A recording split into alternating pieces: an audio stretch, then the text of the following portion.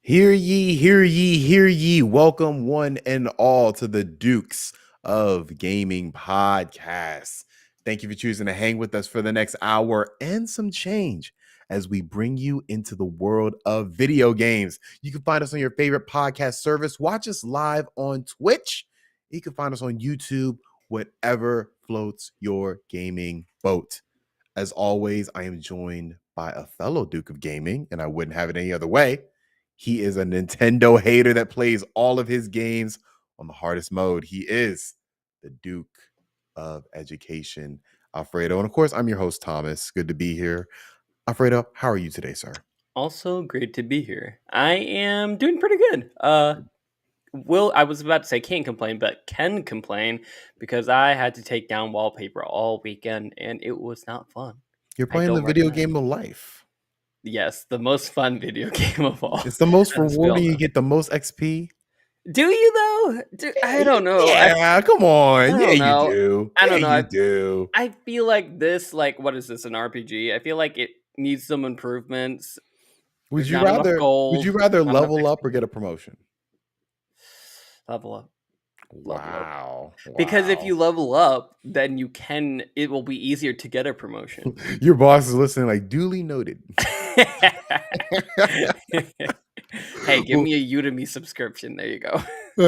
Well, I am glad you're having a good week. I had a pretty good week as well. Not the biggest gaming week, just been a little busy. Same. But, just grinding, getting that work done, everything. But I'm happy to be here to talk about some video games and talk about what's going on in the world of video games. So let's get right to it. Let's go on with the age-old gamer question. You already know what it is. What have we been playing this week? And Alfredo, I'll let you start. All right, cool.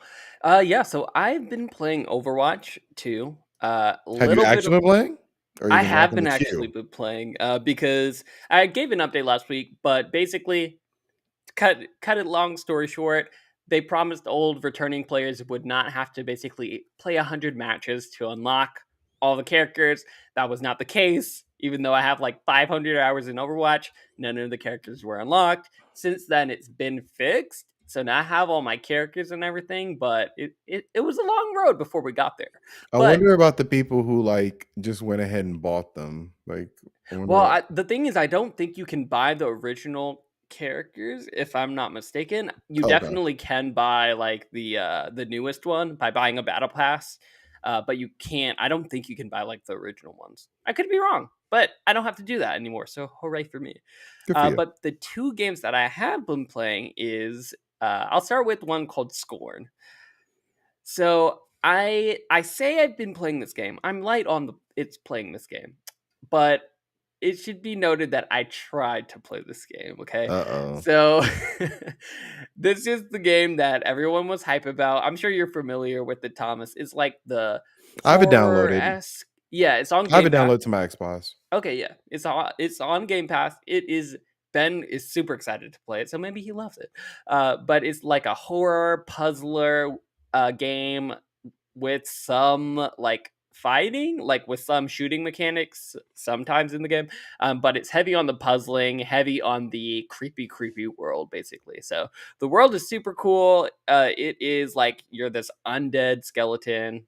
It's just what happens at the beginning of the game. You're like this undead skeleton with all of your organs and stuff, like just exposed to the earth, and you don't really know why you're there. But I believe that the story fills in some holes there, but it's very mysterious, very reminiscent of games like kind of like Outlast, where you're like in this place and you Mhm. have to like figure out the mystery of it, Mhm. but much less explained. Anyway, this game is heavy on the puzzles, and I will say I'm usually a sucker for puzzles and horror for both of them. I love both genres. But something about this game did not click for me. I only played for about, I want to say 45 minutes to an hour, and I didn't like the game.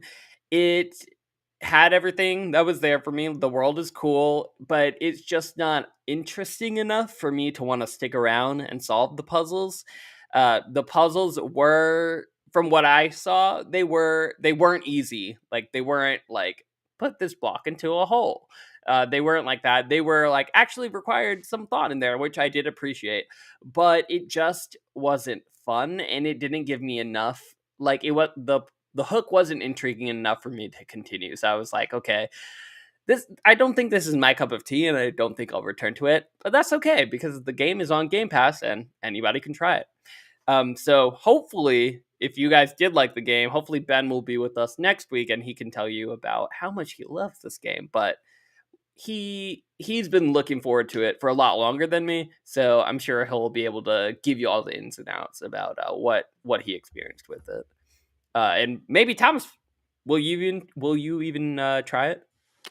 So I've had a lot of people like tell me about this game because I've been morbidly curious about it. I think the art style looks very unique.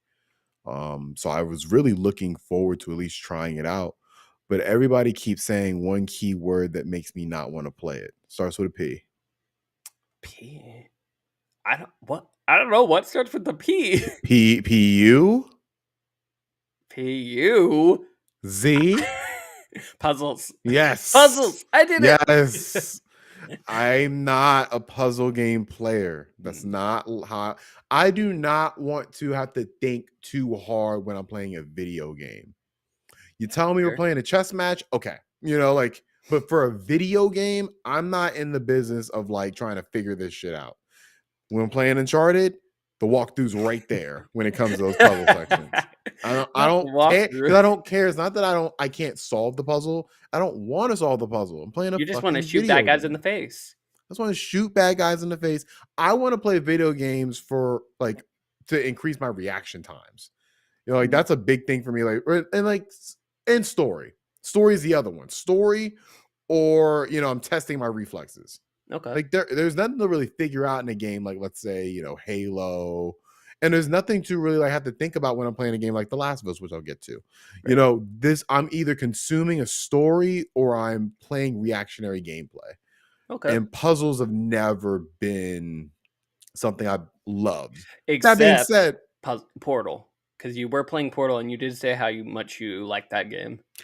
yes, absolutely. But to me, that game is more than just puzzles as well. It's also like kind of a first person shooter in a way. And Mhm. not a first person shooter, but it's first person and you have a gun. Right. So Well, the fact that it's a puzzle game, while I usually don't like puzzle games. The idea of having a portal gun, that's so cool just by It itself. supersedes the puzzles. Exactly. Like it's not that I won't play any puzzle game, but when it's just puzzles, I check out. So my question to you about this, I say all this to say, is it heavily reliant or the puzzles, or is there any more to this game that you think I can get out of it if I'm not per se a puzzle person? Right. I definitely think there is more that you can get around it, like the world. The world building itself is really cool. Okay. And this game, like Portal, it does have actual guns in it. So like it does have sections where you're using the gun against enemies. So you might like it, but I will say that the puzzles, they aren't easy Uncharted puzzles. Like they require some thought.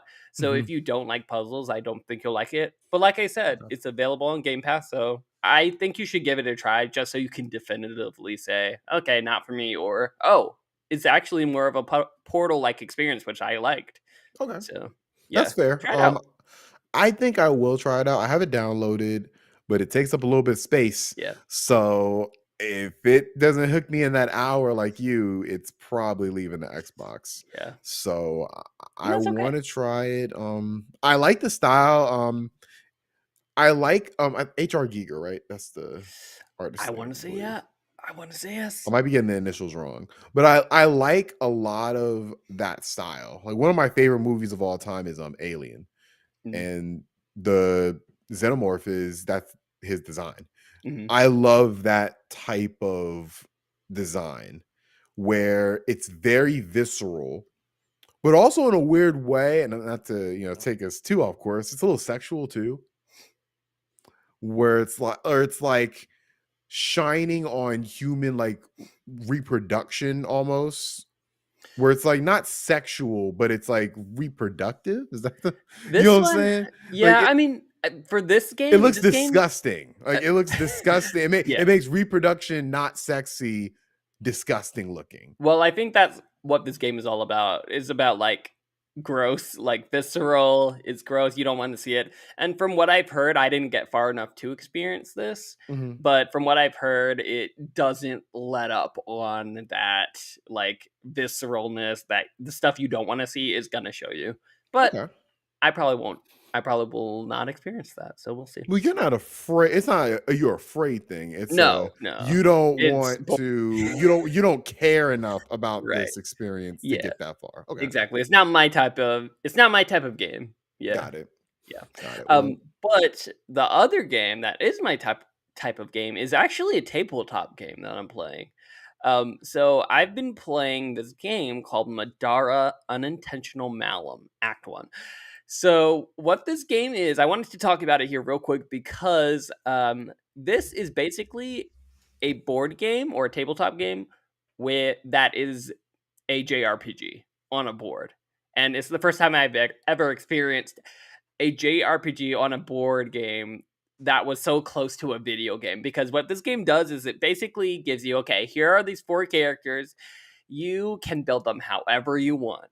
They have these essentially four different skill trees that you can spec into, and you can mix and match however you want. You can create like an assassin, you can create a DPS shooter, you can create a healer, a summoner, a tank. You can create whatever you want by building like your deck, like your skills, your skill trees however you want, which is really cool, and I've never seen that in a video game. So even though like one character might like they each character also has a special ability that they can use, and while the special abilities might lend themselves to being more of an assassin character or more of a healer, you don't have to you know build them the way they're supposed to be. You can build them however they want, and it pulls it off in a really really satisfying way where I didn't think it was possible for a board game to do this, but it executes it amazingly. So having a lot of fun with that. Not only is the skill tree in JRPG like game mechanics beautifully put together in this game, but it also has a very good storyline. So the it in terms of a storyline, basically it gives you this encyclopedia of a book, Thomas. I kid you not. This thing is like I want to say like 300, 400 pages like of a textbook essentially. And it basically, you read through what exactly is happening in the story. Okay, here's a choice now. So you get to make choices in this game, basically sparing people, killing people, deciding if you're taking certain items, and your decisions basically redirect you to a different part of a book. So it's kind of like a choose your own adventure book. Hmm. It'll say, okay, you chose this, go to page 42 or whatever. And then you read the outcome. You might get different rewards, different items or weapons, or you might accidentally kill someone if you make a certain decision. And then that player won't be available for the rest of the game. It's just really, really cool because I've never seen a tabletop do this. It is since it is such story focused, what's also really cool is that this game is available in 3 different acts. So I have the first act. They just started coming out with the second one, and it's like a trilogy. So basically, you can't really get it anywhere because it's really, really tough to get. It was on Kickstarter and it's doing phenomenal. Everyone loves it. I would highly recommend it if you're a fan of JRPGs and if you love tabletops. This is the perfect game for you. So definitely check it out. And also, this first game, I probably played about like 30 hours of it so far, and I'm about like almost halfway through the game. So it's got a good bit of game to it. So definitely worth it, and having a lot of fun with it. Yeah, I'm looking it up now. Is this thing $200? It sure is. It And you're sure saying is. that's just for one act? Yes. So how many acts are there? There's gonna be 3. I don't think that the second and third act are. I don't think are gonna be 200 because basically it comes with like all the minis, all the characters, everything like that. The second and third act don't need all of that stuff, so I don't think it will be as much. But if you can split it with friends, because that's what I did, definitely do that. It's great. Yeah, I mean, it looks cool. Like I've never been a tabletop person, never delved into that realm of gaming because I have a cousin who does that Mhm. and I've And seen it's what a it's lot. done. I've seen what it's done to his credit card statement. So Fair, fair. I You never abstain got from that. big into Warhammer, like huge into Warhammer. Mm. And God knows what else. He See, had the here's original here's the Cyberpunk. thing though. Here's the thing, Thomas. With tabletop, I definitely see that because board games be expensive. And it's really about is you can choose ones that aren't that expensive. You can choose the ones that are more comparable to like video games, for example. So, for example, like there's one game called Gloomhaven, Jaws of the Lion. I've heard of You can that. get that for like $30, and it gives you like 40 hours of gameplay. So, you can I mean find it here and there. A the lot of the pro big ones are like $100, $200 though. This the is pro my first like big board game. Big boy board game. here's the problem, Alfredo. And it's Go like ahead. I would want I honestly I have no like I'm not making fun of this at all because I think this looks cool. Like as I'm looking at on the website, I'm like, I love the character designs. It's I pretty like neat. I'm looking at these cards. I'm like, I probably would have fun. Yeah, you would I like don't it. know. Besides my cousin who lives far away, Mm, I don't know a single soul in my life who would play this with me. that's fair. Matter of fact, I don't know a single soul in my life who wouldn't actively make fun of me for owning this thing. See what you got and to do, and I Thomas. think that's a damn shame because You got to I think this thing looks really cool. Thomas. You got to do it in secret, and I'll tell you the And secret. see, Wait. I need somebody to play with though. Yeah, I was about to say I can help you. Can help you with the secret, see, but not with someone to play with. So That's what the you hard part, do? Alfredo. Well, maybe I can help you. See what No, you because do. I don't mind like people knowing I play this. I'm halfway joking. I really don't mind. Mhm. I'm the one huge video game person I know, so it's like I don't mind You're being already the one halfway person. a nerd. Just go full nerd. But the problem is I don't know anybody to go full nerd with, Right, right. and So, yeah, so what I'll suggest to anyone who wants to play this game, because you can't really get it because it's extremely sold out. I had to like go through some knockoff eBay site in order to get this game, and I got it. But you can use Tabletop Simulator, which is available on Steam, and you can play it through there, completely digital. So that's an option. that's free. You just need to, go on Reddit and find some more nerds to play with you. Is that free? Tabletop Simulator? It's not for no. I Is it think expensive? it's not as expensive. No, it's not Okay, as expensive as okay. like the actual war game. So it's definitely cheaper. You just have to actually still find someone to play with you, Thomas. Well, question. So if you get Tabletop Simulator, do you, after you've paid for Tabletop Simulator, do you get the tabletop games for free with it? I don't think so.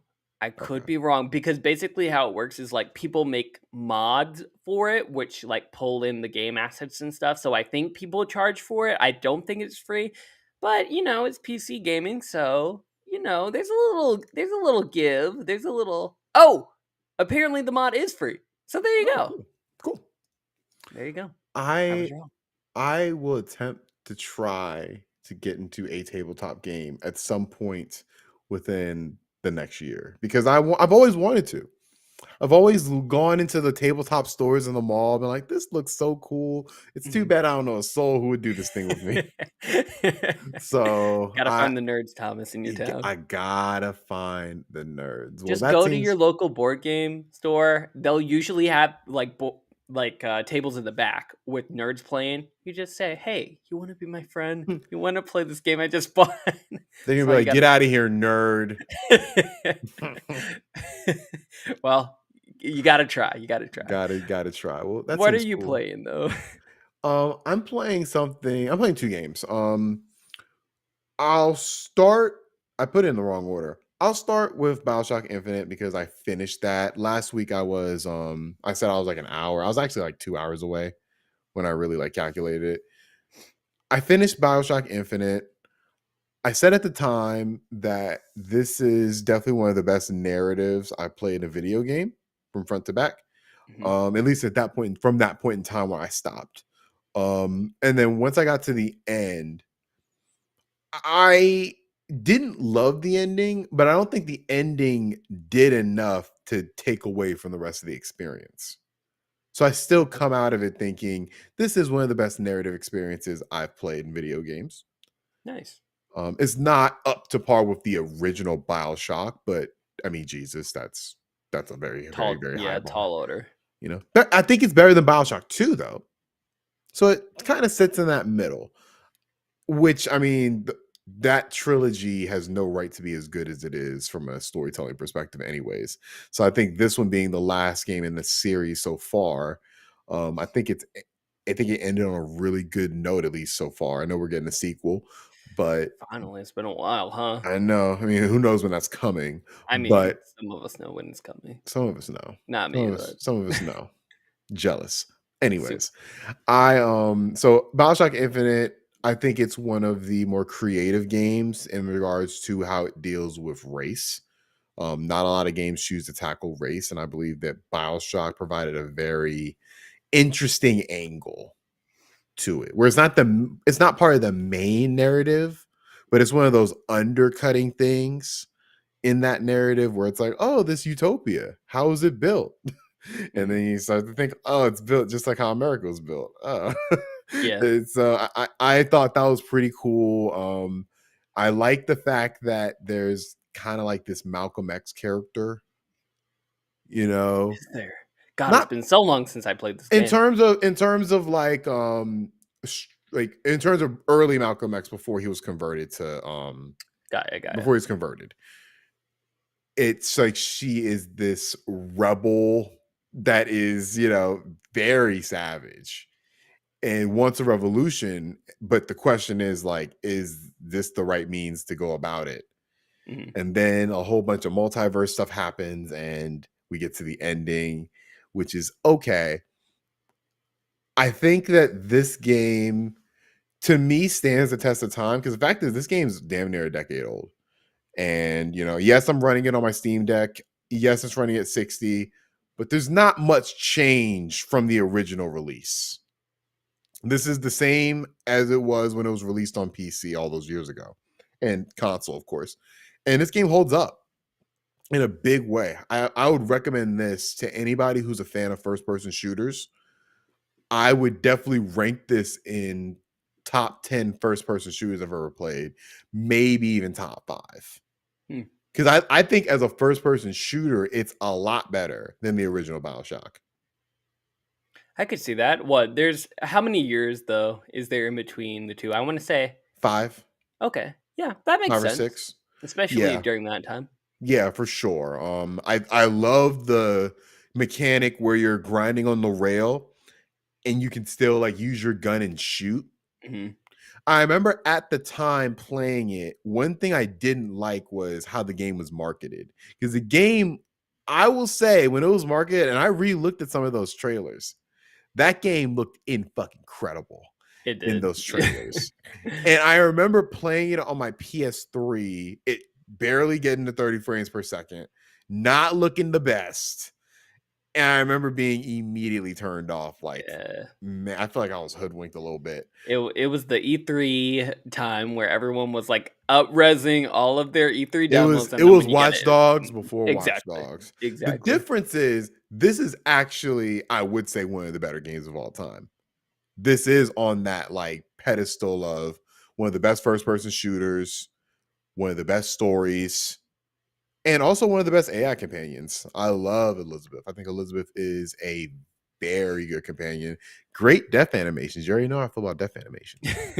Yeah, you love those Tomb Raider I death love those death animations. animations. But yeah, overall, I think this is a must play. I would categorize it as, if you want to experience one of the better made games of all time, you can't do much worse than Bioshock Infinite. And I'll leave High it at that praise. for that. Yeah, high High praise. praise. Yeah, I remember playing it. I only played it once all the way back when it first came out. Mhm. I don't think I loved it as much as the first one, just like you, but I think I was right where there with you, where like the ending didn't blow my socks off or anything. Although it was good and a lot of people love the ending. But for me, a lot of the Bioshock games, to me, from what I remember, it's been a while, like I said, but from what I remember, those games always, it seemed like it required you to do your homework in a sense, like make sure you're reading all the in-game like extra documents to really know what's going on.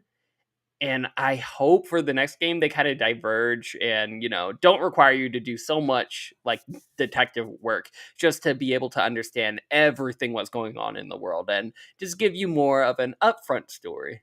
I think that's what really prevented me from enjoying it as much as a lot of other people enjoy it. But some people say that's why they enjoy it so much. So To we'll your see. to your request, I say boo.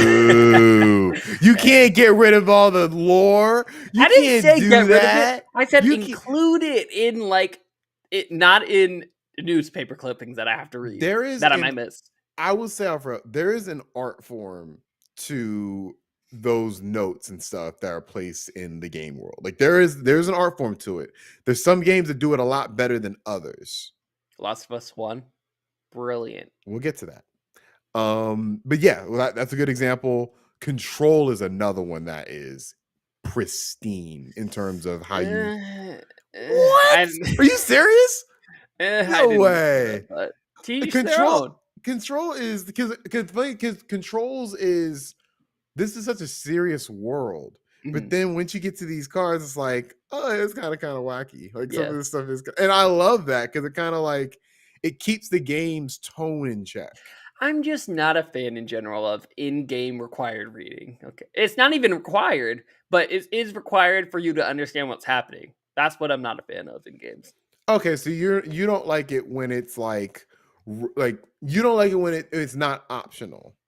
Right. I mean, like, let's be real. Like, a lot of these are optional, and that's the problem because I feel like you have to read them to be able to understand really what's happening in the world and to get a clear picture. Well, question: how'd you like Horizon then? Because I feel like Horizon is one of those. I loved it, but there's a lot of reading. If you I don't didn't read those. read, I don't you're read not going those. to. Oh I don't read those, man. and I got the story 100%. Horizon is one of the few games that I Oh. would recommend that they have those in-depth in lore readings, and you don't need it to understand what's happening. Like in terms of like the overarching, because they clearly explain, oh, this is how the world turned to apocalypse dinosaurs. Like I recently played that game, Horizon 1, and they did a very good job doing that. Playing Horizon 2 now, they're still doing a really good job at it.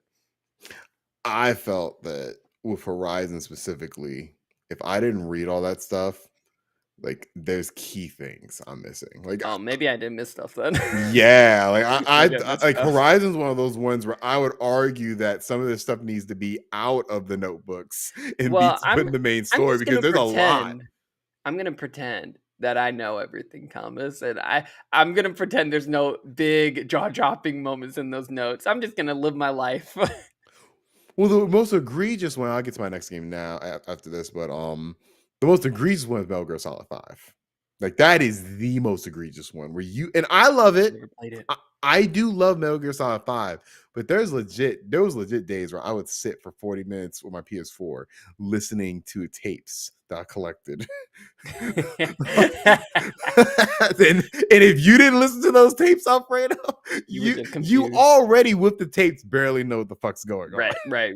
Because it's Kojima. But if you don't listen to those tapes, so it's like like I said, some games do it better than others. But like for me in puzzles, everybody has their things with games where it's like, I wish games didn't do this. Exactly. And that makes a lot of sense because when you are playing a game, you're not trying to read a book. Exactly. I I definitely hate understand. reading. I hate reading. I need pictures, okay? I'm a visual learner. I like That's both. probably why I hate it. I don't like reading. I like both reading and like picture reading because I'm a You're an manga guy. I'm a manga intellectual. guy, but I'm also a novel guy. So There you go. fair enough. But yeah, that's Bioshock Infinite. The other game I've been playing, which is another game from the same year, Is but it? Crazy. yeah, 2013. I've been playing The Last of Us, but not remastered, not the one on PS3. What? What have you Thanks been to our playing? good friends at GameFly, I am playing it on PlayStation 5. And of course, I am playing The Last of Us Part 1. Nice. So when we first heard about this, we all had the same reaction. Why? We're not supporting this. We're not buying it. No, thank you. And I didn't. But I do have it. And I am playing it. And I was listening to I was watching a review for it. And one of my favorite reviewers, Skill Up, shout out Skill Up. He said something that kind of changed my perspective on it and how I kind of look at this in general. So I'll pose it to you, Alfredo. So let's say somebody shows you so let's say somebody's favorite movie is RoboCop, right? Mhm. And let's say they go to Best Buy and they buy the 4K deluxe steelbook edition of RoboCop. Okay. I'm following. Are you looking at that as like a waste of money? But question. Um, how how many years was this collector's edition 4K made after RoboCop, the original release? Is my The question. original one? Yeah. Because I asked because in that case, it's very likely that if it's like the 4K version, RoboCop came out a long time, right? And this fan, me in this scenario, they probably have like the remastered or like the DVD version and all that Mhm. already, right? So I'm asking, like, I want to know, like, how many years has it been? Because it matters. Because it Well, matters. let's be real, for movies it's a little different. Like Mhm. movies age different than games do. They do. Like that's where the metaphor falls apart, yes, but it's like movies do age differently than games. I will answer your question. Like a movie like RoboCop is not going to look as old as a game from the 80s Right, compared to a right. game now. You know, Very so it's kind of hard to compare it from that standpoint. I'm just saying from the standpoint of like this is the definitive edition of this movie. This is the mhm. best way you can currently watch this movie. And it's priced at $70. The movie? Is Yeah, I the mean, movie? I will not pay some. No, that is a waste of money. for sure. Now if you're saying it's And for you, $20, I completely understand. For me, when it comes to movies, yeah, I'm not paying $70 for no fucking movie. yeah, exactly. Video games are a different thing where it's like when you're remaking them, one, there's a lot more work that goes into it. Mhm. And just booting this thing up, I felt all the work that went into this. Like Really? it became very apparent that okay, this is not a cash grab. From the opening scene, it became very apparent that it almost felt like they redid the game. Hmm. Not like it didn't feel like they just retouched anything. It feels like these are all new models. Did you have a chance, Thomas, to go into remastered and just just boot that I up and downloaded it compare again. it? It is night and day. Like, it is not even like, I don't think I can ever go back to that version ever again. That's awesome. I mean, that's good that they did put so much love and care inside of it. I mean, that was only part of my problem. The other part is that we simply didn't need it. No, Because but it's we only don't need been any. so The short. problem is for me, like, we don't need any of these remakes. Right. We But don't need any of them. mhm, But if there is one game that you could ask Sony to remake and make like modern. Ape Escape. Ape Escape, Thomas. I've been Okay. asking for so long. There are plenty Okay. of You examples. you Metal Gear will Solid. you will There you go. continue to wait for Ape Escape. I'm You just might saying. get Metal Gear Solid. You might just get Metal Gear Solid. But this is the game. Like, this is the game that if you were to ask Sony, like, all right, you got one chance to remake a game and make it modern for PS5. Which one are you doing? It's this one. It have to be this one. Like, there's no other game that would even fit. I have another game actually What to is it? counter. Uh, Uncharted 1. Uncharted 1 would have been a much better value of remaking the game. Because let's be real, No, because Uncharted 1 is not a Uncharted 1 does critic. not play well. Uncharted 1 from a story perspective, Alfredo, let's be real. It's the worst Uncharted. It Of is, but and it's not like it would and it benefit the most from a gameplay overhaul. no, but there has to be a benefit to you doing it. And Uncharted 1 is the worst Uncharted game. It So is. it's like, That's why you why gotta would you? remake it. No, but it's like Last of Us is the best game Naughty Dog's ever made, to me by almost a country mile. Mhm. You Agreed. want that to look its absolute best. And that's why it makes sense to me why they did it. I didn't get it when I looked at the trailers. I didn't get it when it first leaked, but playing it, this feels like how it always should have looked, to be honest. Like, it looks this is how I thought it looked when I first played it. Mhm. And the one thing I noticed that I didn't notice before, this is the first time I played it at 30 frames per second. Like, I had only played the remastered version, and that's 60 frames off the top. Right. Mhm. So this was the first time I played it in 30 frames, and this is one of the rare examples where You I prefer it? I way prefer it. I try because it starts you off in performance mode. Huh. But as soon as I switched it over, I'm like, oh my God, the HDR is popping off of my monitor right now. Like, Really this is interesting. so good looking. Like, it is definitively, in my opinion, the best looking PlayStation 5 game so far. It I don't it, doubt it. it looks incredible. And it also, why I think this is the only game that could have done it. There's no game that Sony has made with a story quite like this, where you could show this. I know people who don't play video games that know this story because they've watched the YouTube videos of people playing through it and making their own video movies of it. Just wait till the HBO series comes out. Right. This is the one game I feel that, I don't think you could just adapt like God of War straight from the game to like the Amazon, wherever it's going to be. Like, there's going to Amazon. have to be like a lot of like changes made to make that work. With Last of Us, like, I really don't think there's that much you have to change. Like, I don't think there's really anything. You could really follow the plot beats to a T without any changes. And that is a high quality show. Yeah.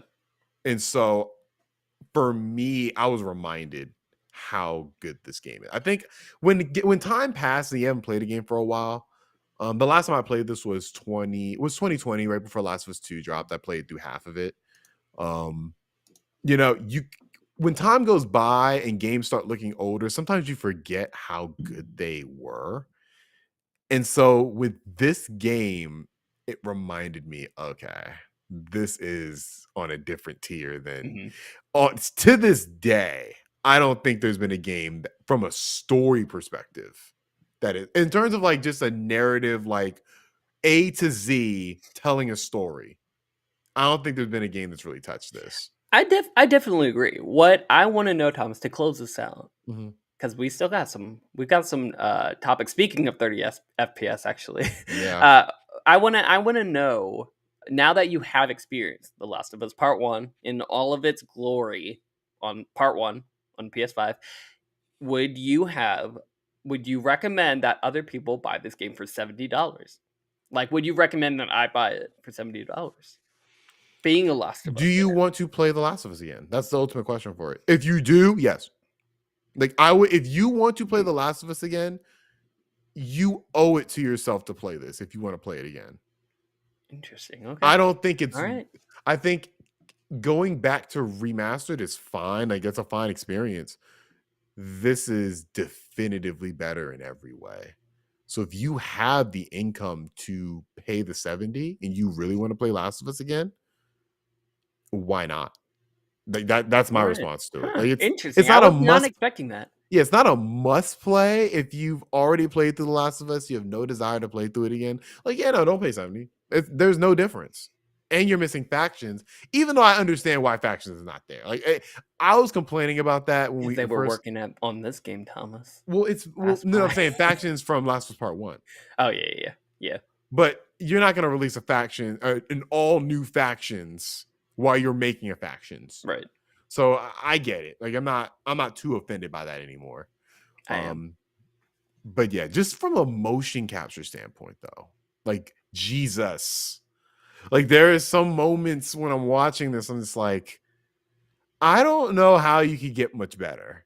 Like that was, and even like with Last of Us Part 2, it looks really good too. Like, don't get me wrong, that looks really good too. But this somehow outclasses that in almost every way in terms of like motion capture.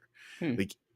Like there are moments where you're watching Ellie on screen and it's just like, I don't think you can get much better than this in gaming. Like I don't like, of course graphics can get better, obviously, loading times can get better, obviously, gameplay can get better, obviously. But in terms of motion capture, like we might be at the peak. Huh. Because Naughty Interesting. Dog, I don't know what they did to do this. It's almost because it's not like there's any difference between the performances from like, just exactly what they're doing. Mm-hmm.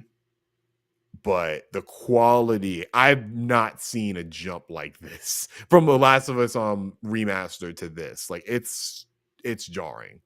So I recommend, if you're on the fence, do what I did and do GameFly.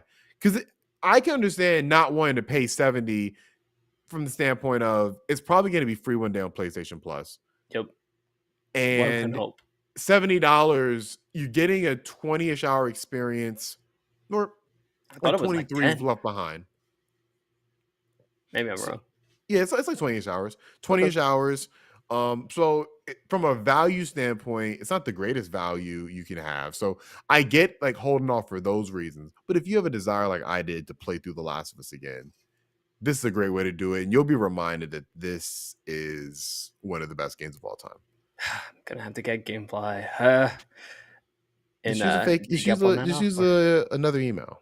Well, I never used it actually. Well, Oh I yeah, haven't used it. At this address, maybe. it's We'll see. guiltless. We'll see. It's guiltless. I've literally paid nothing to play this game, so Fair. maybe that's why I'm so high on it. Right.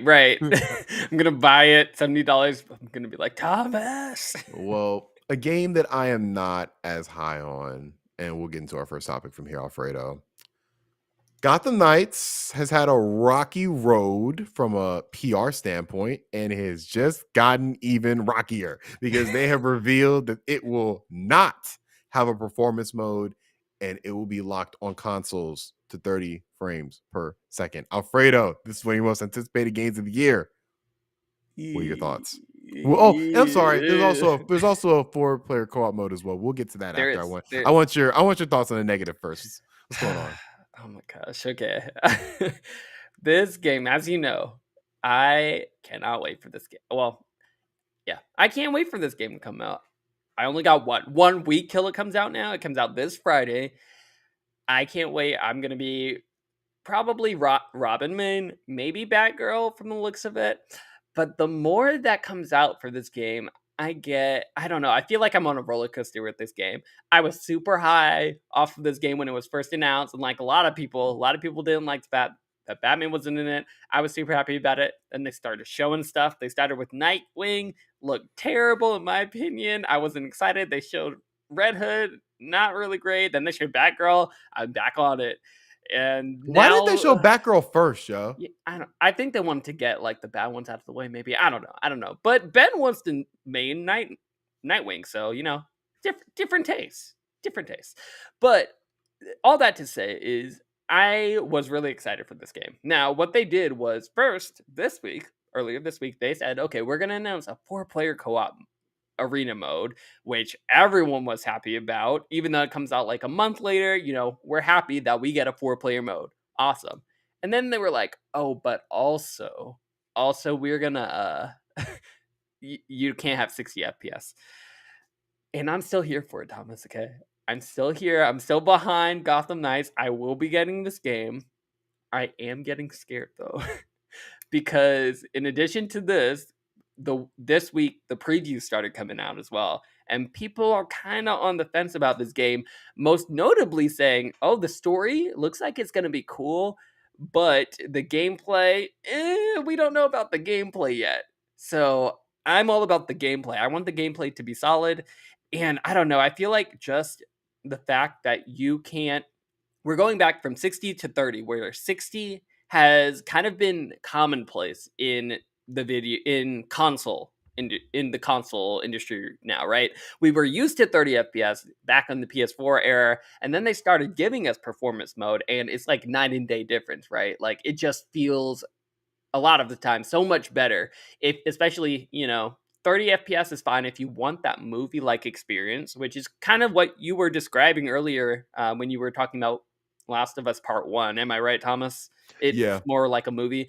Yeah, but nobody's expecting this to be a movie like experience, right? Gotham Knights, we're not expecting that. We want the fighting to be good. We want the connects to be good, it to feel fluid, and just not having that performance mode at all, just I don't know, it's like another peg down on this game. I feel like it's going to be just an easy way for people to be like, oh yeah, this game sucks. It doesn't even have 60 FPS like it should.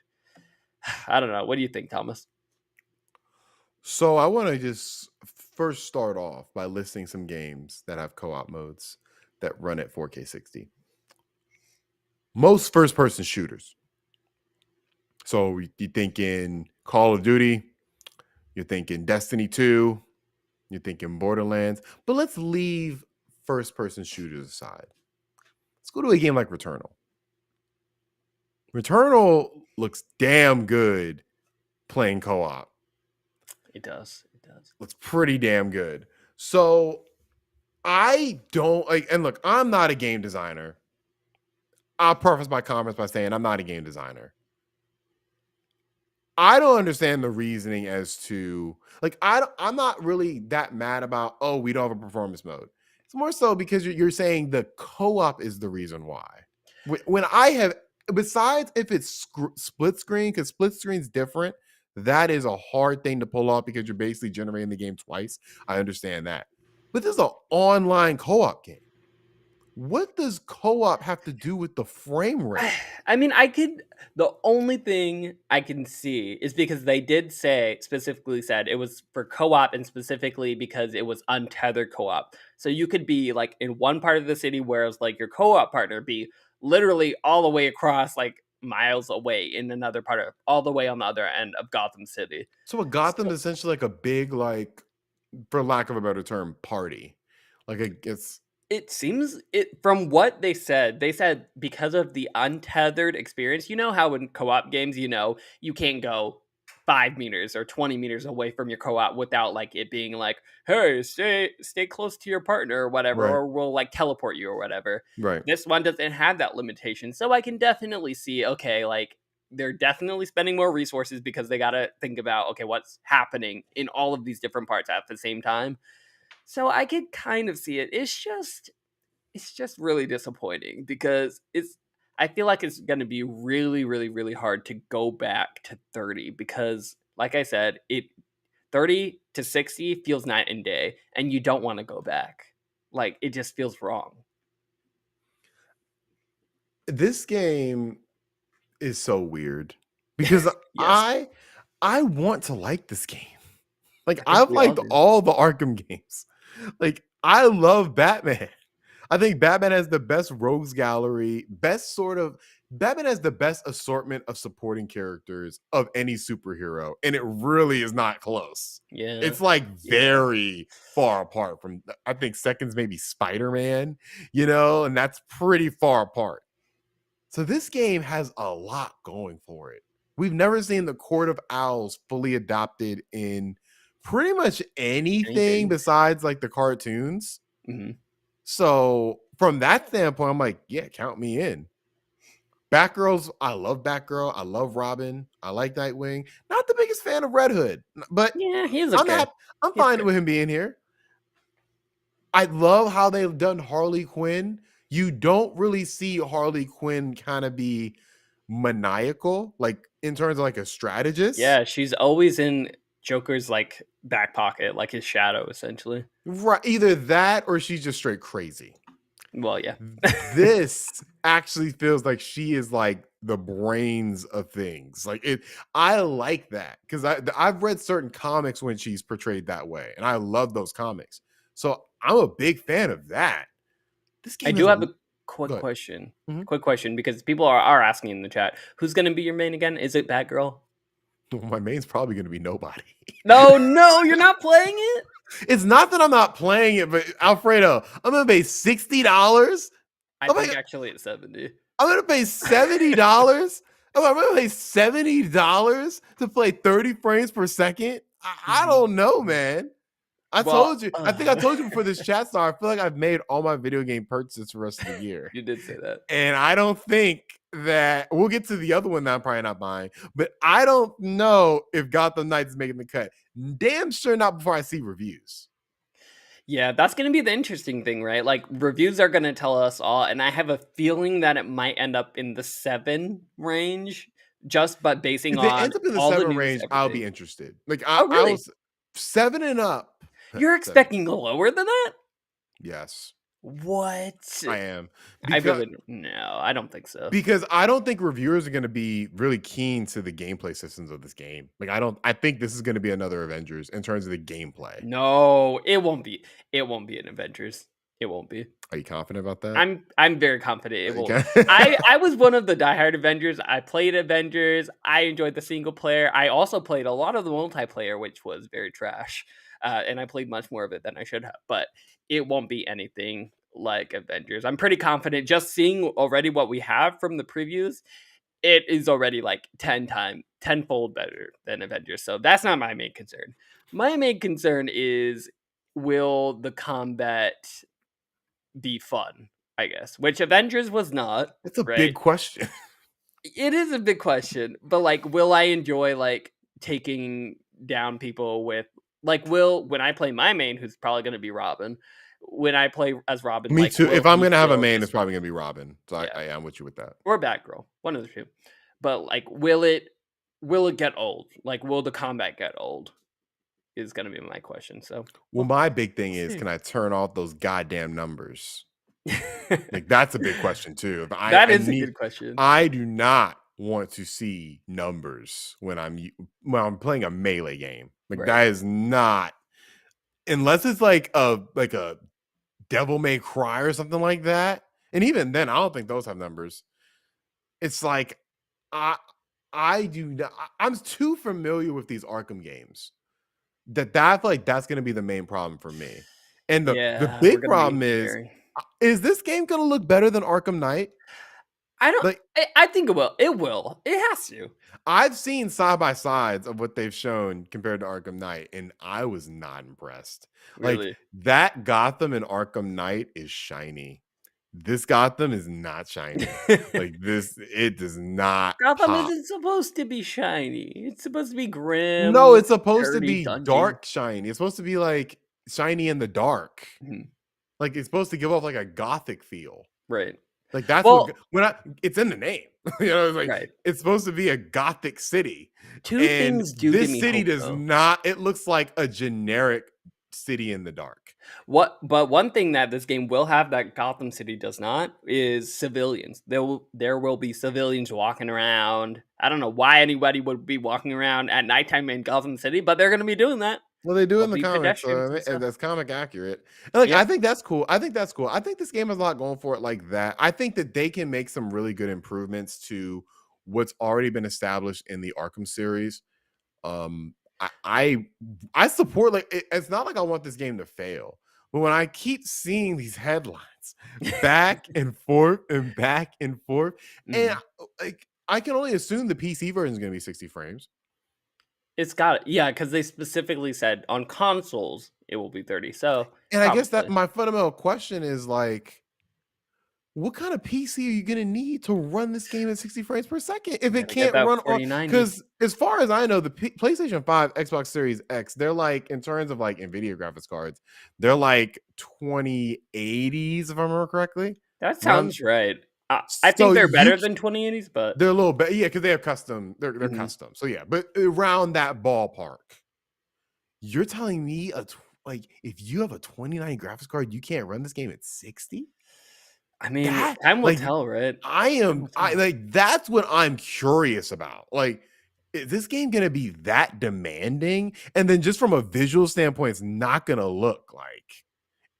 be this like behemoth, it's graphical powerhouse. So it's like, is all of the energy for this game going into the fact that you both can play on the map untethered? I mean, that really is what it seems to be, and I'm And is here that for something it. I think that's just fine. so you find good value in that? Like you'll Oh, be yeah. able to play in your own you and your co-op partners, and apparently with they have that 4-player co-op mode as well. It's gonna drop in November. Mhm. So the idea of playing with multiple people within one Gotham and y'all doing your own thing, that sounds appealing?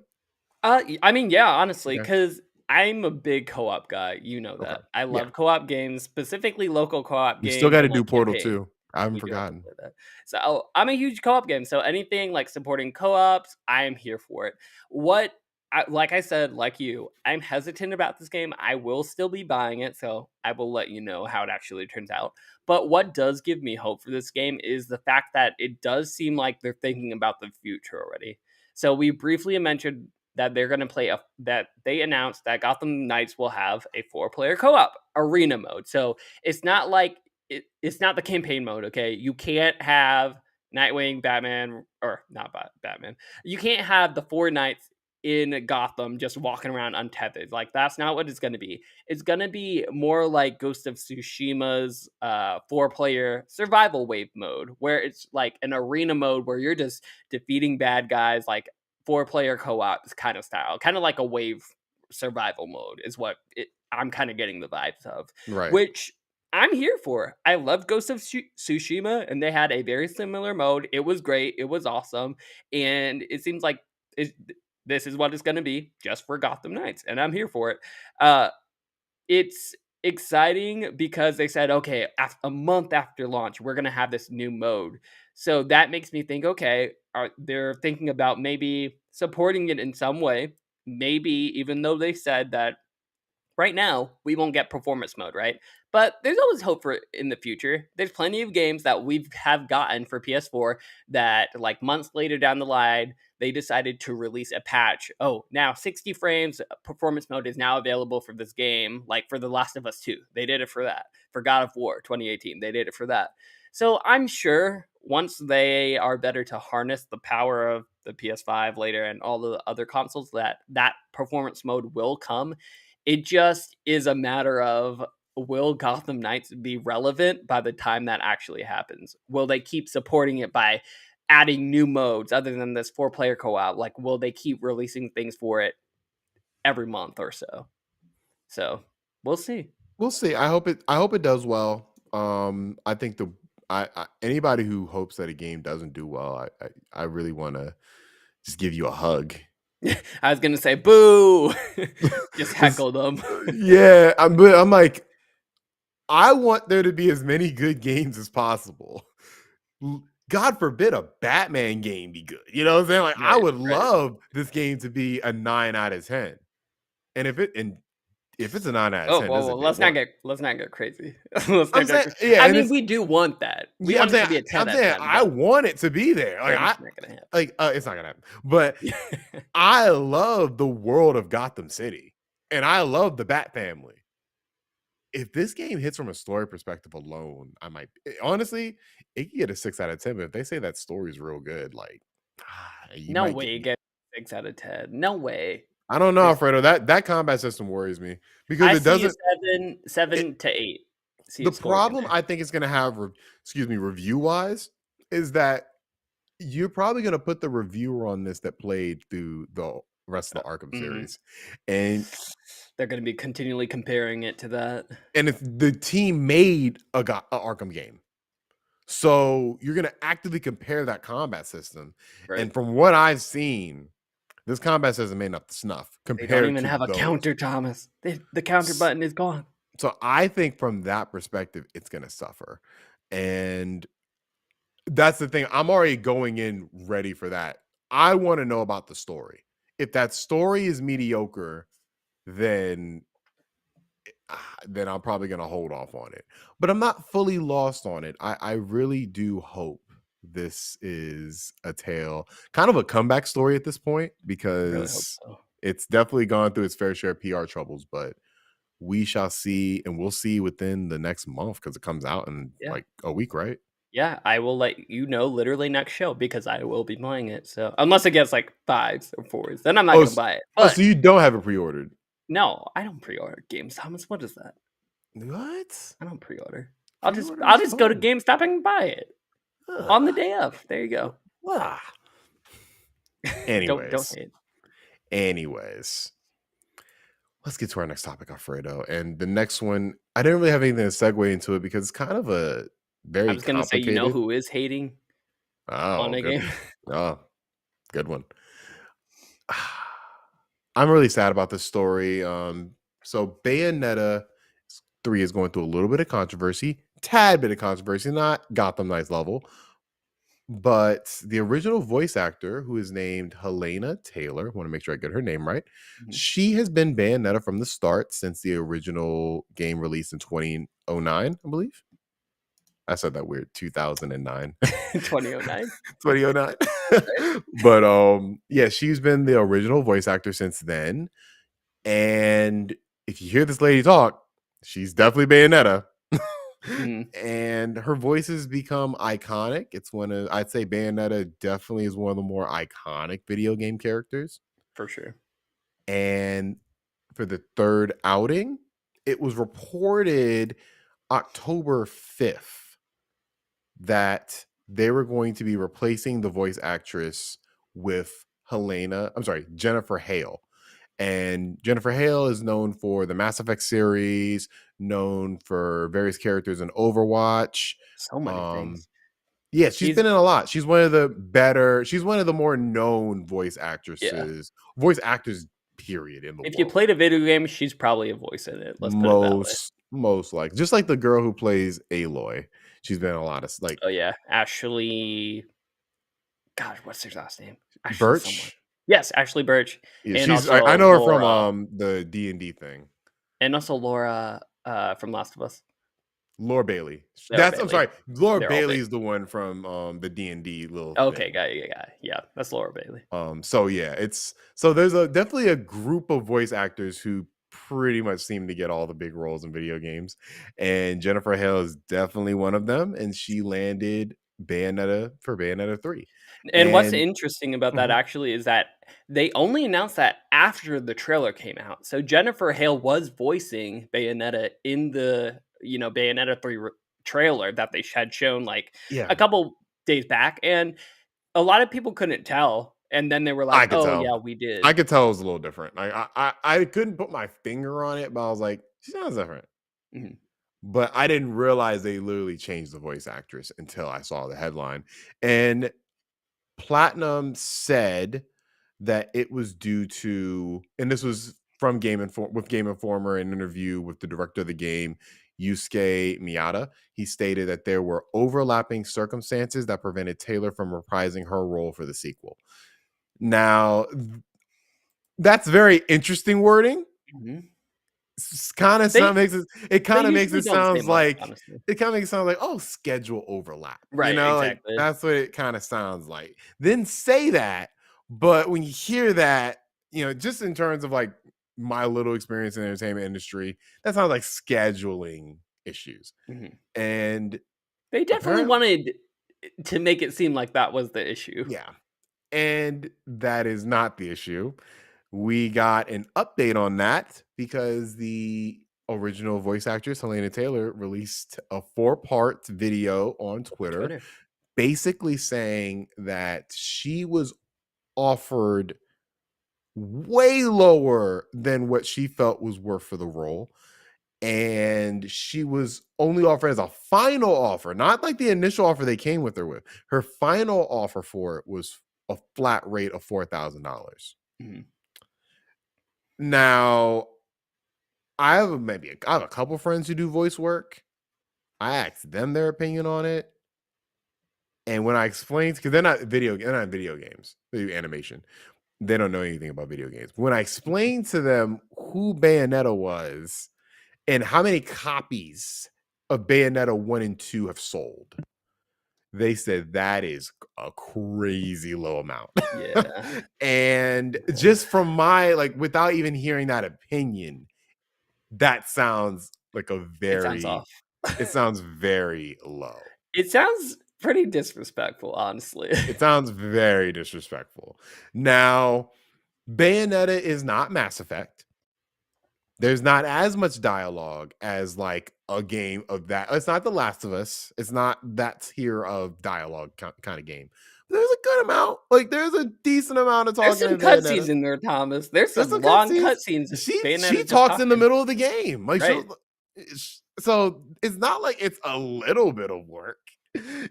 So 4,000 sounds very low. She is calling for a boycott, which this is the part where I don't really love from her standpoint. She's calling for a boycott of the game. She's telling players to donate to charity donate to instead. charity, which I don't mind per se, but I don't know. Like that part didn't come across like the greatest to me. I'm good with just raising awareness of it. Like I'm fine with people like voting with their wallet. Like I'm not going to pay for this. I feel like that's enough. Like I don't think we need to direct people where to put their money. But because it kind of seems like, yeah, don't buy this game. I feel like it just feels more so. It feels weird to me I to mean, bring, because it's like she's basically shunning herself out the industry. Because well, if you oh, do, for sure. yeah, if you For do sure. something like this, you're never going to get jobs again. At the same time, I was looking at her IMDb, and it didn't look like she was getting much roles anyways. And so it Exactly. seems like Nintendo / Platinum essentially looked at what she's currently doing and said, well, it's not like we're going to get anything else. Right. Well, I don't know. I feel like this is a little bit layered because it's funny because in the video, she actually does say like is scared about the NDA that she has. So she's not supposed to be, obviously, she's not supposed to say, "Oh, this is what happened and this is how much I You can't offered." reveal offers that you've gotten for Right. roles. So and she says like I am scared about the NDA, but what are they going to do? Like I can't she literally says Sue you? she said she says I literally can't even start my car. I don't have a car. So what are they going to do? Take the clothes off my back? Yes, it's Nintendo. Which they will because they're Nintendo. And I they think love that they say won't. copyright. But I would go for they're not gonna do that. Because I feel like Nintendo is not going to touch the story with a 10-foot pole. And well, they're I not mean, going it's to want to bring any more. They don't want to bring any more attention to this attention. story. Well, And suing technically, her definitely would do it. So I'm though, assuming they're going to stop. They're going to not technically, address it's this. Platinum Games though. No, it's Is Nintendo. They're the publisher. They're the one. oh, is it? Like I like as far as I know, the publisher would be kind of responsible for paying her, right? Because that's where the money's coming from. I don't know how it works, but regardless, if it is, I'm sure it depends on the gaming company, but I would yeah. assume that Nintendo's the one who's paying would be paying her. Like, Well, regardless, what this sounds like is that because at the end of the day, whoever it was, Nintendo or Platinum Games, the Bayonetta team decided to replace the original voice actor with a very, very, very highly requested voice actor, Jennifer Hale. She is huge in the gaming definitely industry, getting and there paid more is than $4,000. exactly there's absolutely no way that she took this job for $4,000. Like She you're took it not for going to get that. $3,999. There's no way. So the fact that they replaced her and was like, "Oh, okay, we're gonna play for Jennifer Hale." There's two things that could have happened. So one, they wanted somebody who could bring, that celebrity voice actress name Jennifer Hale to Bayonetta, but that doesn't really make sense because That Bayonetta that is huge in I and don't of think that itself. I don't think that's a thing. I don't That's a think theory, though. That's a theory. I don't think there were people buy games based off of Based on like Jennifer Hale. But yeah. that's a theory, right? It's probably not true. The other thing that is probably what happened is I think there's a little bit of the story that we're not, or a lot of the story that we're not getting. I think that maybe Helena Taylor might have rubbed somebody the wrong way, or there was some sort of dispute or something during Bayonetta 2 where they were like, okay, we don't want her back. We don't want her back working with us. That's So possible. in the contract, they probably had a contract saying, okay, you like are have to be offered something or something like that, like for the next game, something like that. So they offered her a really, really low ball number so that she could then be like, no, I don't want to come back. And then they don't have to work with her and get somebody else. Well, That's I what I think might have happened. my interpretation is a little different. Um I think what might have happened is let's remember she was brought on in the beginning before Bayonetta was even a thing. Right. So maybe she got paid less than $4,000 because Mhm. $4,000 when Bayonetta 1 came out is different than $4,000 No. now. Right. So we don't know what her original flat rate was when she originally became Bayonetta. But that's normal though. That's normal for like even Thor, like Chris Hemsworth. He did the original Thor movie for $10,000 and then cut to now where he's doing like 40 million or something crazy. Right, but Chris Hemsworth is Thor, Right. and I'm there's no yeah, way you could ever recast that, and right. it would be weird. Right, right. Bayonetta, they clearly did a cost benefit analysis of, yeah, we can replace her, and it's not going to affect anything. Yeah.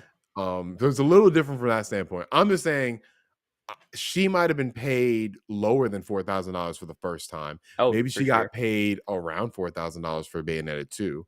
Mhm. And let's remember, Bayonetta 2 was almost 10 years ago. Yeah. Like I think it's going on 8 years. 2014 So is when it came out. we're going on 8 years. That's a long time in between games.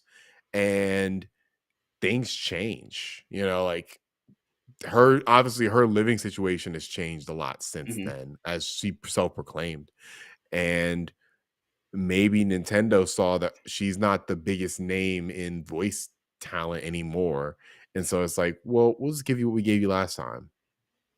But But I I think don't think they and I did feel like the even popularity of Bayonetta between Bayonetta 2 and Bayonetta 3 has skyrocket. increased Oh, tenfold. for sure, because she started her videos out by saying, "Oh, Bayonetta's gotten like $450 million, not including merchandise." So clearly, it's huge. Like, and they're making money off of it. But what's also crazy is that like she was offered the $4,000 after she wrote to like the creator of Bayonetta 3, which is sorry if I get the name wrong, but his name is Hideki Kamiya. She literally wrote him a letter. So they offered her, had to re audition for the role. She auditioned, she got the role, and they gave her an offer that she said was so insulting that she decided to write literally the creator and ask, "Hey, can you please give me what I'm worth?" And he did respond to her. This is all according to her.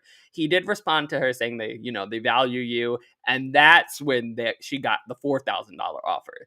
So they didn't even give her the $4,000 Right, yeah, first. They gave her the even less. $4,000 is the final offer. Yeah. Insane. That's crazy. It is I definitely fall on the side of it's crazy, but I do agree with your take that there might be other factors involved with it too. Right. Right. Like it's very I'm not saying this happened, obviously, but it's possible maybe she did a bad job in the like in the what is it? Would you say the The audition. audition? Thank you. But then they wouldn't have offered, if she did, they wouldn't have even offered the role to her then. Well, Right? maybe I'm not saying this happened, of course. But I'm saying maybe their thought process is she knocked it out the park 100%. Maybe that it would be higher. Hmm. You know, like I don't know what their thinking is, but there has to be some logic as to like why they offered that amount. I mean, Because what her the voice, I mean, if you listen to her in those videos, it's hmm. very clear this lady's Bayonetta. Like Yeah, yeah.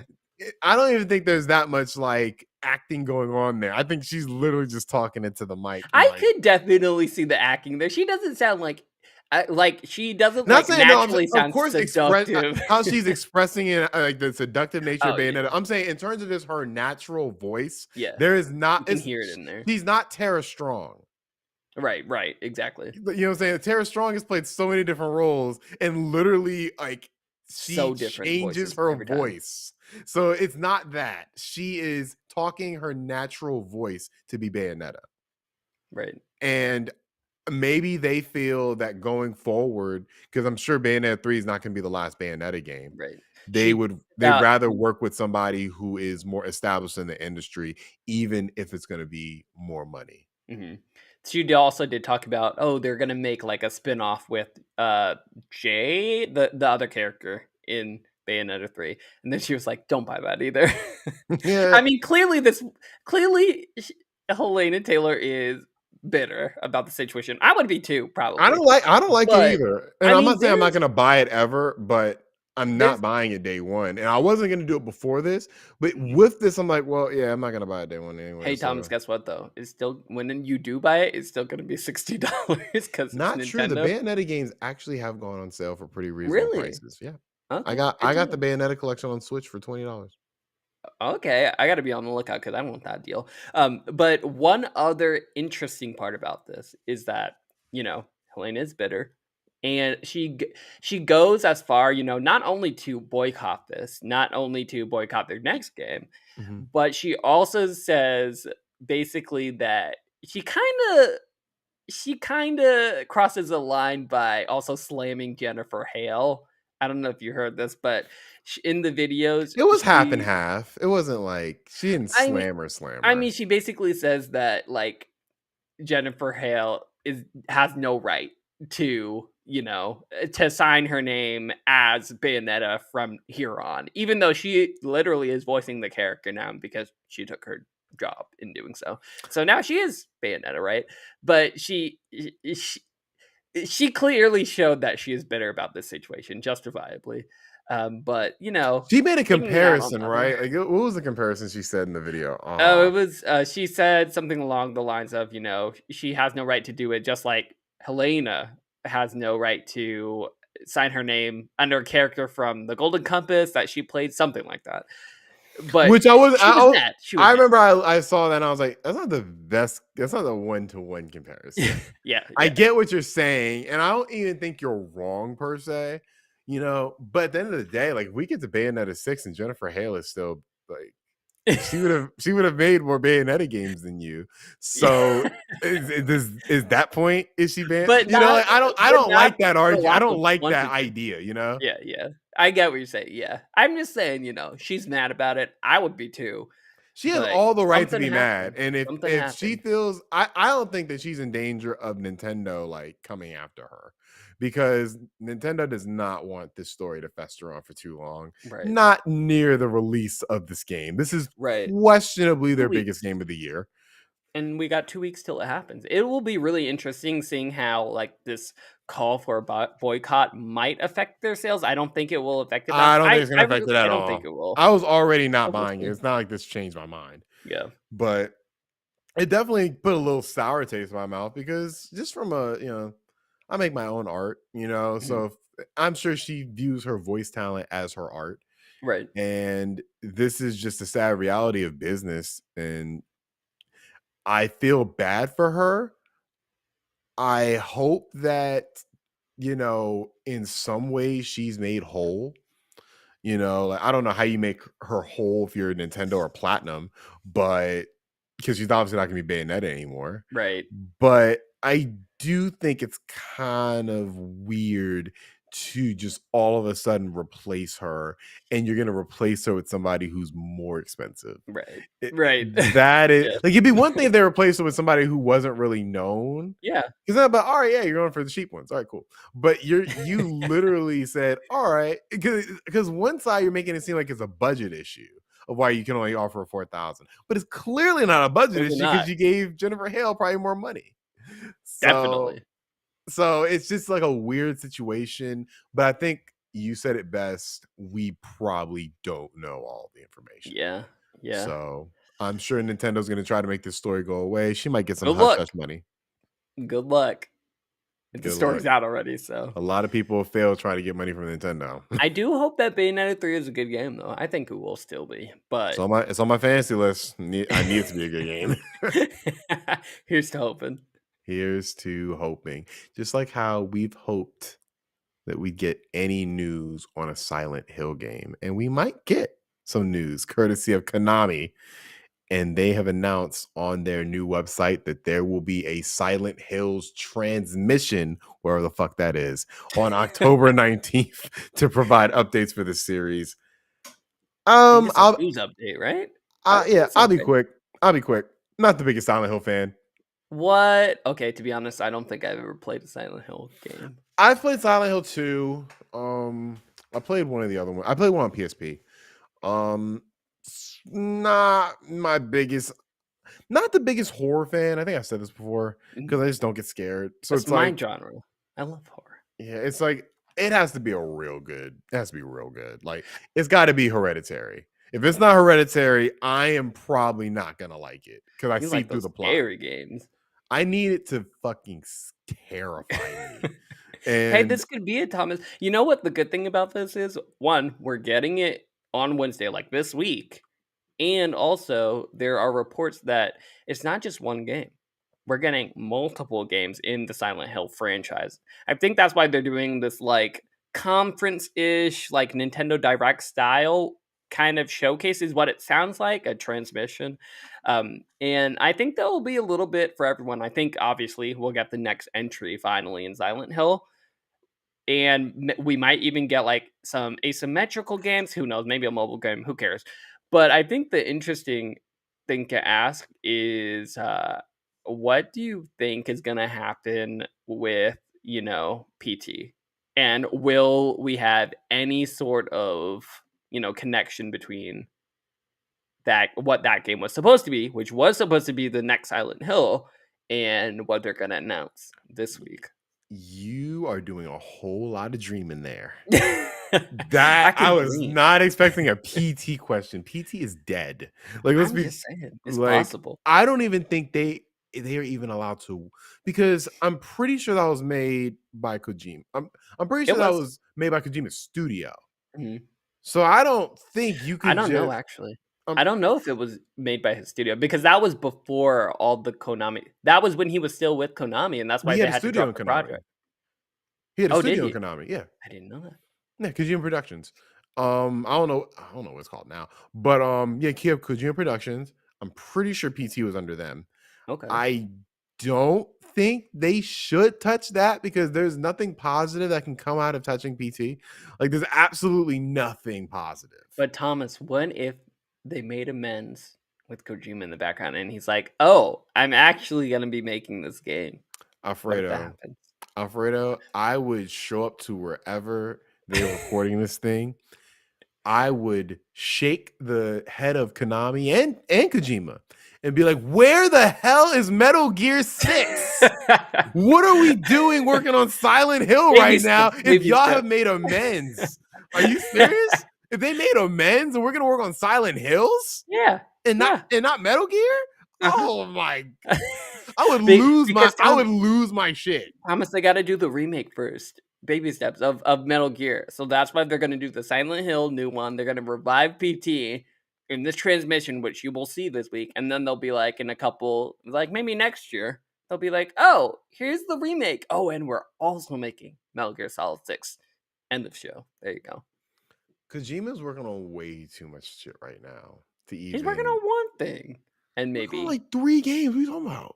Oh, that's true. We think he's working on. I think he's working on something for almost every system. So, hey, and he has a podcast. So yeah, no, like That's of true. all the things that are going to happen on the 19th, that is not one of them. Let's get our head out the clouds. I Hey. think you have a better chance of them saying we have nothing new to announce on the 19th than What? Kojima coming out there. What I will say, what I think is going to happen is they are going to announce a new Silent Hills. I feel like it's going to be a remake, and it is going to be, Okay. and I think it's going to be available next year. I think they're going Ooh. to shoot for a Halloween Oh, 2023 release date for it. ooh, That that'd be so good. that would be my guess. What else though? Because there's definitely you got to give me at least one more game. They I want to think you have can get some Switch ports. okay, all right, yeah, yeah. But they wouldn't just show that at a direct. Like that's a direct level type of show, right? Here's the thing. I don't even think it's direct level. Like You're a that is. hater. You're a hater. I am a hater. I'm not the biggest Silent Hill fan, Silent Hill but is awesome. I can't wait because when they do make a remake, I will be playing it for the first time because I don't want to go back to the PS1 graphics on this. I'm ready for like the PS5 version of this great game. I'm waiting for that, and if they give that to me, day one purchase. yeah, I mean, I think a remake would be acceptable for me in terms of like what I'd play for a horror game. I think, because like I like Dead Space a lot. I'm looking forward to that remake. I'm looking forward to Callisto Protocol. It's not like I'm opposed to horror games. We could get the Silent Hill version of what Capcom did for Resident Evil 2 and 3. If they do that, whew, gonna be a good game. But let's be real, Alfredo. Like Capcom, they're the one company that I feel of all like the multi-platform publishers, they seem like they care. But Like they Thomas, like there's a level of care that they have that is very rare amongst like publishers. mhm, Like because they're a developer and a publisher. right, And like if you had said Resident Evil 2 and 3, like those almost felt like passion projects. right. They ended up being financially successful, but I don't think that those are just like slam dunk. These are going to be like great selling games. Those were made with passion. And I'm sorry. Konami It's has not been the like that. exact opposite. They're like the yin and yang because they're both these Japanese studios. One clearly has they've made their mistakes, of course. Like obviously Street Fighter 5 had a lot of problems and Right. stuff. Like there have been issues. They haven't been perfect, but there's a lot of care they bring to the majority of their games. Mhm. And Konami made Metal Gear Survive. So Yeah. it's like we're talking about two different companies Look, here. I will say that wasn't the case for Capcom a while back ago, right? I feel like Capcom it's been was up and down. It's been up and yeah, down. and it wasn't until what Resident Evil 7 came out that they started hitting that turning point where okay, we're gonna revamp, we're gonna go back to the drawing board and like push out products that are actually good. Before that, Capcom was not doing so good. But let's be I think real. Konami can do I that. feel like from the time period where Konami started becoming shit and Capcom became pretty great again, it's been around the same time. Mhm. It's been on the same path because like if you think about the last great Konami game, Metal Gear Solid 5, Yeah. Yep. and that was 2015. Since then, Nothing. been nothing. And since then, Capcom has gone on this kind of historic run. Honestly, yeah. And it's just showing like I think it shows the level of care that these two companies hold to their franchises. And I just don't think that we're at a place where Konami is like gonna flip the switch Well, that's and why be I'm like, like oh, we're great now. that's why I was like the only reason they could do it or a possibility is if they bring Kojima back. Say they're sorry for whatever happened. Hey, let's work on another game. So, but for We'll what? see. So the game can come out in 2030? Like Yeah. Hey, it's better than what they've been doing. I What is the last notable game I Konami would came out with? I would prefer, and this is not gonna happen. I'd prefer for Konami to say, we've actually sold our IP to Sony. Like that Oh would yeah. be the one. If you're gonna do Oh this, yeah, yeah. that With would be Naughty Dog. that's the move. That is the move. Because I But just they don't. won't do. They won't. I don't trust Konami anymore to deliver. anything that is going to be like this game of the year contending Right. title anymore. I Look, I don't see it. they got to prove themselves, right? And Yeah. I feel like this is their moment to prove themselves.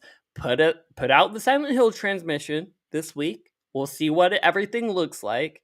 If they can even get us to level, like, it doesn't have to be Resident Evil 2 level, right? It could be something along the lines of something that I wasn't that impressed with. Dead Space Remake, for example.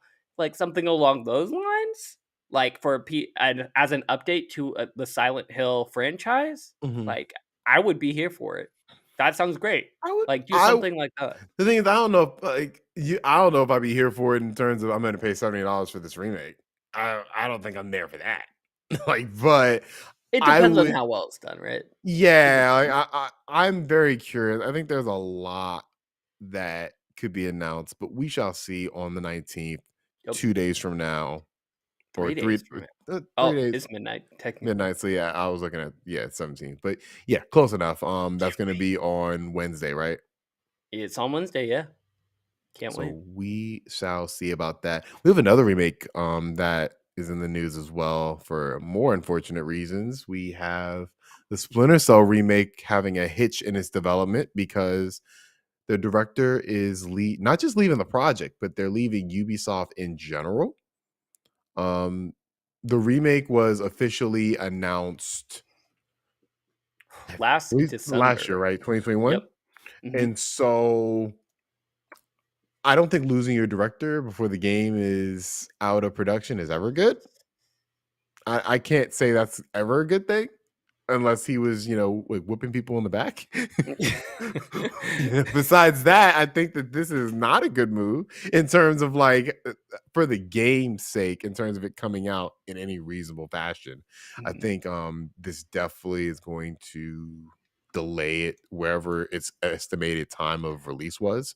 Well, that's my question. Like, when were we realistically thinking we were going to see a remake? Because I think they didn't 2024 even was my guess. 2024. Because well, they didn't even tell us, how long the game has been in development, the remake. So I was thinking even later. I was thinking this was like pre-production, maybe 2025. This is one of those development hell games, right? I feel like I've heard this game being like in production multiple different ways. And Think so? I think it's Yeah, been in pre-production multiple times. sounds right. I mean, Yeah, they need to so hurry up because we haven't had a last game since it's been more than a decade, right? And we got some people yeah. I nutting don't on think we pumping didn't out have one remakes. on the entire PlayStation 4, Xbox One generation. Exactly. So Last it's one was Blacklist, I want to say, on PS3, something like that. and But it did have co-op. It was great.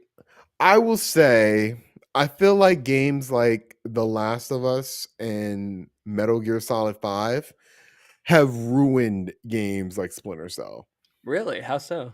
Because I feel that those games handle stealth in such different because they're so different in the ways they handle their stealth, but Mhm. they're so effective as well.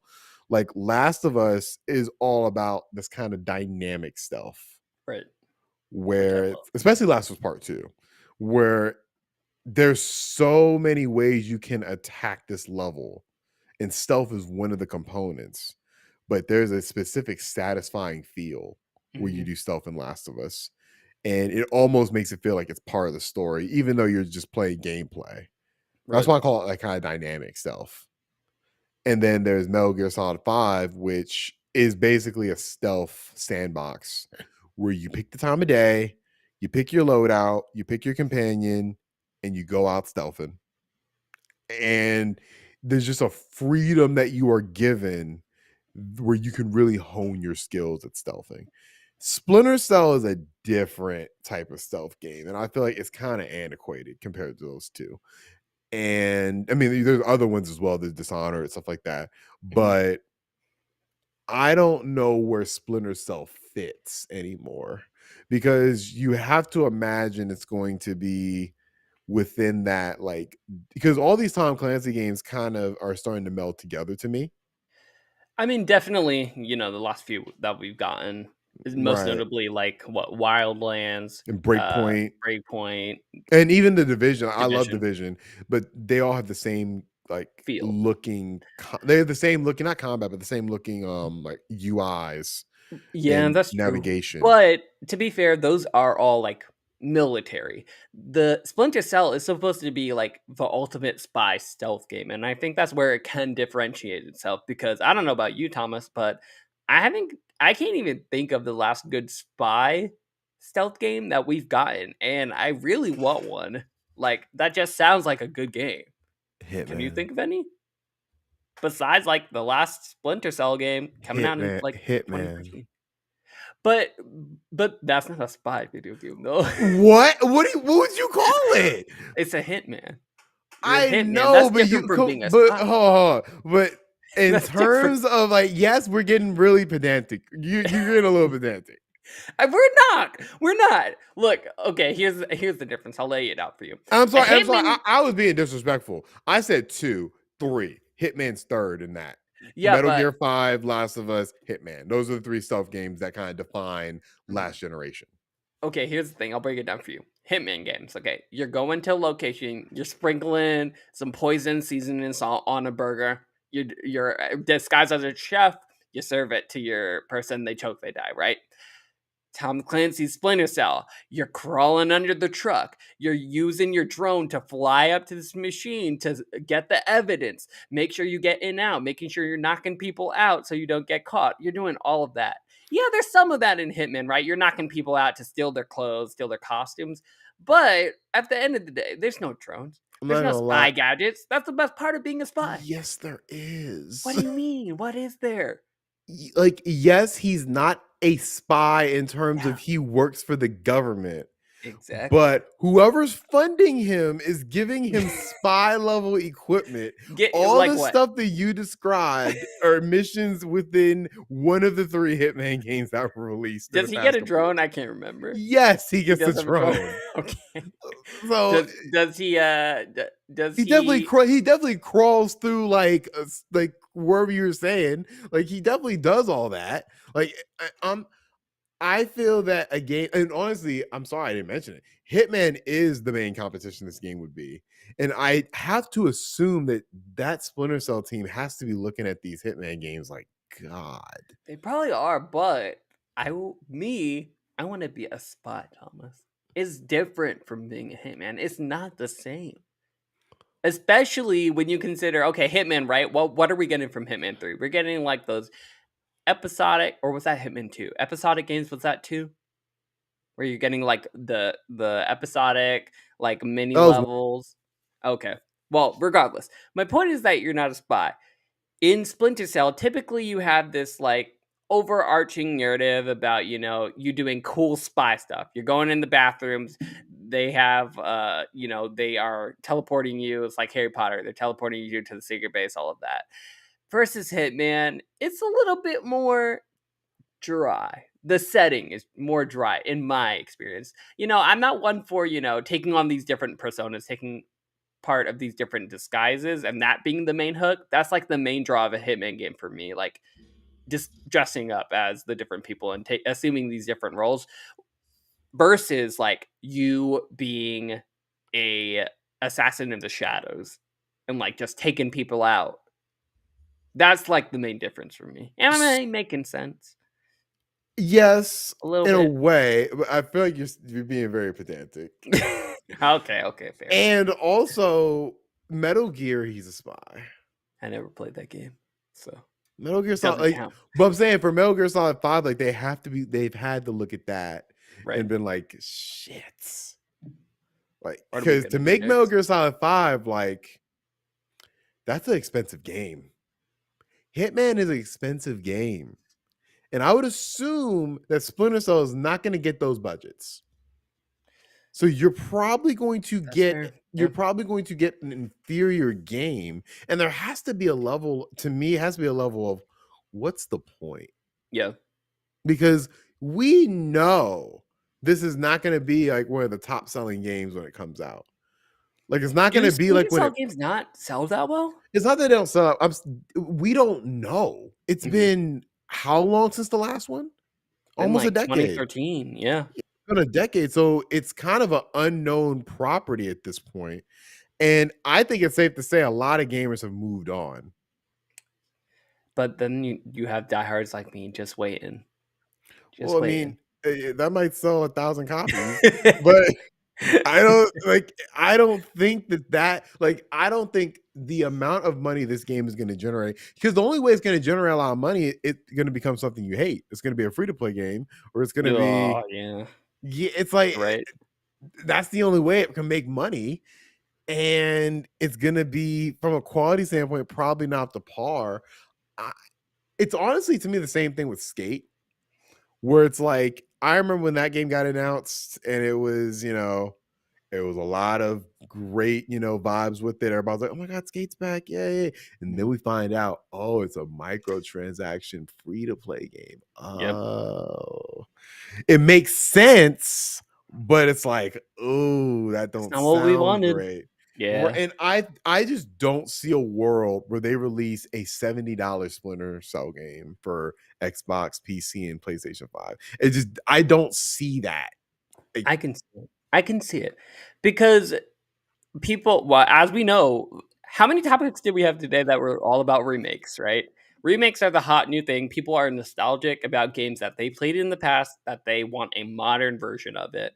So I think that alone, and just slap a Splinter Cell name on the box, and I think it will sell maybe even better than we think, and especially if it has good reviews, good gameplay, I will be buying it because I love those games in the past.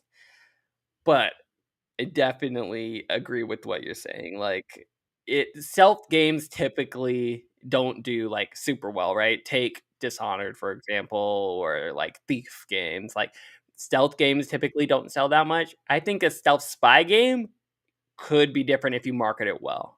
And Splinter Cell has always been that one stealth game that is able to, capture some people's eyes better than some of the lesser well-known games. the other problem is, as we mentioned, Hitman.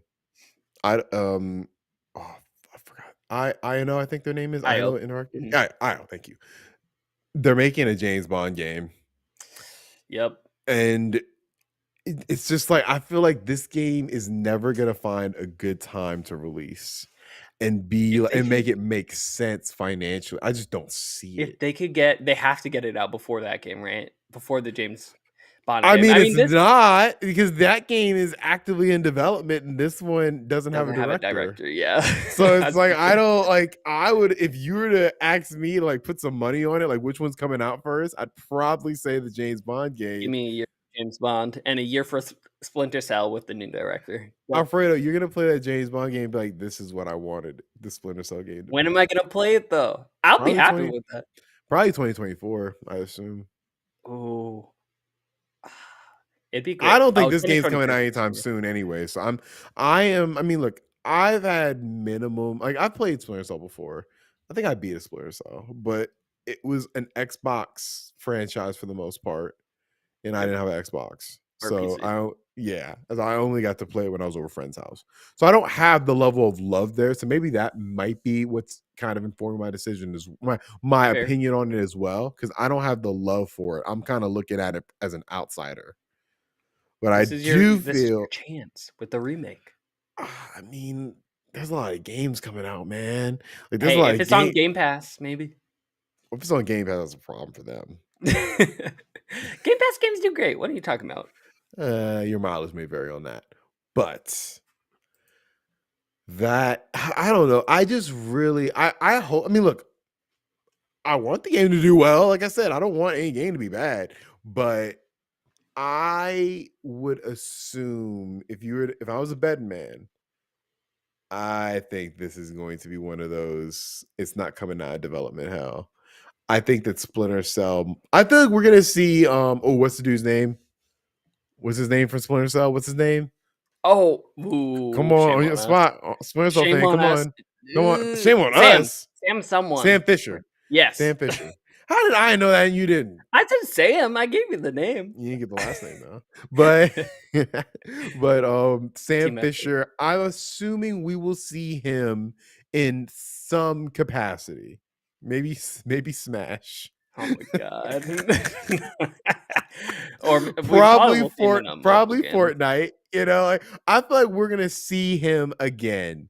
But is he going to get his own $70 game? Absolutely. He is not Bayonetta. He Oh is my god. he is not. I don't think he is one of the most iconic video game characters.